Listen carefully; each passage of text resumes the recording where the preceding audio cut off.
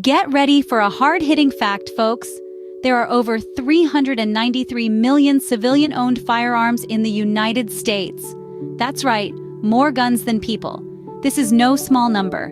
In fact, it's so large that it surpasses the population of the United States itself. Now let's put this into a global perspective. If the United States was a club, it'd be the one with the highest membership, leading the world in civilian gun ownership. To provide some context, the second country on this list isn't even close. There's no denying that this is a staggering statistic.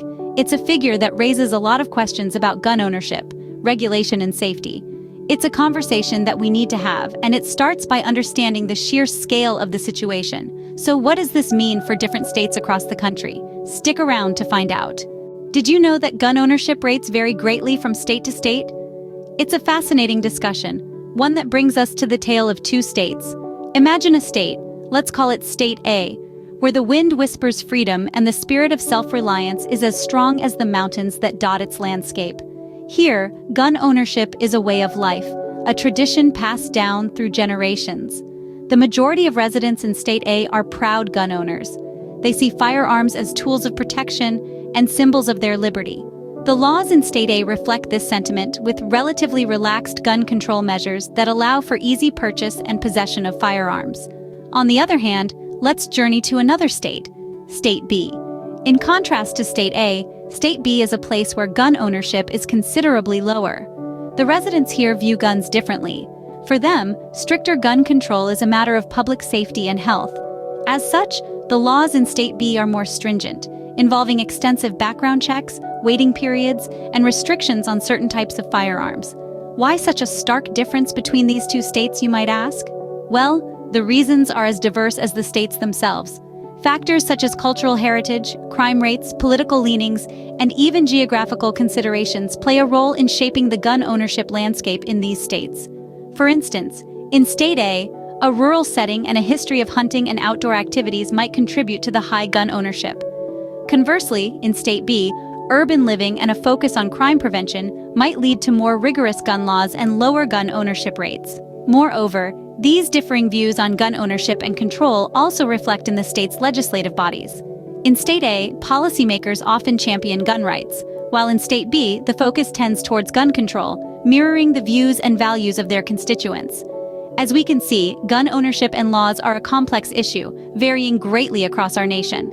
From State A's mountains to State B's cities, the tale of two states tells us that the conversation on gun ownership is far from a simple one.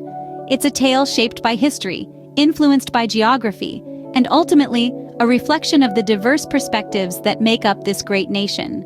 But how do these differing laws impact the states and their residents? Let's delve deeper. The varying gun laws from state to state have significant effects on crime rates, suicides, and accidents. For instance, states with stricter gun control laws tend to have lower rates of firearm deaths. This is not to say that these states are devoid of crime or accidents, but the numbers are noticeably lower.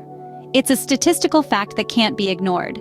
On the other side of the coin, states with more relaxed gun laws tend to report higher rates of firearm deaths. Again, this does not mean that these states are inherently more dangerous, but the correlation between gun ownership and firearm-related incidents is hard to overlook. Suicide rates also tell a compelling story. In states with higher gun ownership, suicides using firearms are substantially more common. This raises questions about the role of access to guns in suicide prevention efforts.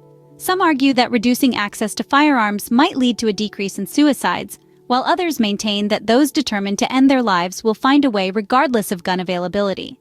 The topic of gun laws is also intrinsically linked to the ongoing debates about gun control and the Second Amendment. These debates are often heated and polarizing, with passionate proponents on both sides. Supporters of stricter gun laws argue for the need to protect public safety and reduce gun violence. Meanwhile, advocates for gun rights maintain that the Second Amendment protects an individual's right to bear arms and that this right should not be infringed upon. It's clear that the impact of gun laws and ownership is not black and white. It's a multifaceted issue that touches on matters of public safety, individual rights, and societal norms. It's a conversation that involves not only lawmakers and policy experts, but also everyday citizens whose lives are directly affected by these laws. Clearly, the impact of gun ownership and laws is far-reaching and complex. This is a conversation that needs to continue, With open minds and respectful dialogue, let's keep talking. This topic sparks a lot of debate, and it's important to keep the conversation going. Just as much as the Second Amendment is a part of our shared American history, so is the dialogue surrounding it. The topic of gun ownership is a conversation that is deeply woven into the fabric of our society. But why is this conversation so important? It's because it has the power to shape our laws, influence our safety, and define our freedom. So where do you stand? Maybe you're from a state with a rich history of gun ownership, and you've grown up with a deep appreciation for firearms. Perhaps you've seen the negative impacts of gun violence firsthand and advocate for stricter regulations. Or you might find yourself somewhere in the middle, trying to balance the rights of individuals with the safety of the community. No matter where you stand, your perspective is valuable. Your voice matters. And it's not just about the right to own a firearm, but also about how we as a society choose to regulate that right. It's a conversation about responsibility, about safety, and about freedom. In the end, we all want the same thing: a safer country for ourselves and for future generations. And to get there, we need to have open, respectful, and constructive conversations. We need to listen to each other, even when we disagree. We need to understand the different experiences and perspectives that shape our views. So let's continue this conversation. Share your thoughts and opinions on gun ownership and the laws surrounding it. Share your experiences, your concerns, your hopes.